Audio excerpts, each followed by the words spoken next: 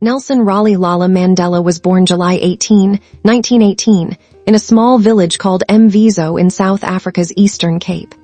His father was a chief, and Mandela was expected to follow that path. But he chose books instead. He became South Africa's first black lawyer, and that's where he saw how apartheid worked up close, a system of racial laws that kept black South Africans separate, unequal, and without basic rights. In his 20s, Mandela joined the African National Congress, the ANC. At first they protested peacefully, marches, strikes, petitions. Nothing changed. Police violence kept getting worse. In 1960, police opened fire on protesters at Sharpeville, killing 69 people. Mandela decided peaceful protest alone wouldn't break apartheid. He helped start the ANC's armed wing, Umkhonto we Sizwe Spear of the Nation. The goal was sabotage, not killing. Bomb power lines, government buildings, at night when empty.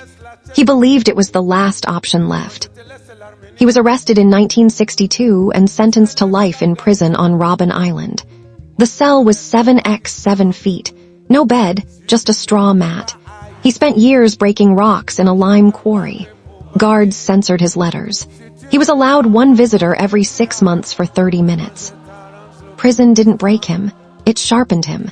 He studied Afrikaans so he could understand his jailers. He negotiated with guards. He secretly wrote notes that would later become his autobiography, Long Walk to Freedom. While he was in prison, Free Mandela became a global cry. Sanctions hit South Africa. The government realized they couldn't win. President F.W. de Klerk released Mandela on Feb 11, 1990. Mandela walked out after 27 years, fist raised, no hatred in his speech. He could have called for revenge. Instead, he called for negotiation. From 1991-994, he negotiated with de Klerk to end apartheid peacefully. It was messy. There was violence on all sides, but they pushed through. In 1993, Mandela and de Klerk shared the Nobel Peace Prize. In 1994, South Africa held its first democratic election where everyone could vote. Mandela, 75 years old, voted for the first time in his life. He won by a landslide and became South Africa's first black president. As president, he focused on reconciliation, not revenge. He set up the Truth and Reconciliation Commission so victims and perpetrators could tell their stories. He wore the Springboks rugby jersey, the old white team's symbol, at the 1995 Rugby World Cup to unite the country. South Africa won. He served one term, then stepped down in 1999. He said leaders shouldn't cling to power. He spent his later years fighting HIV/AIDS and poverty through the Nelson Mandela Foundation.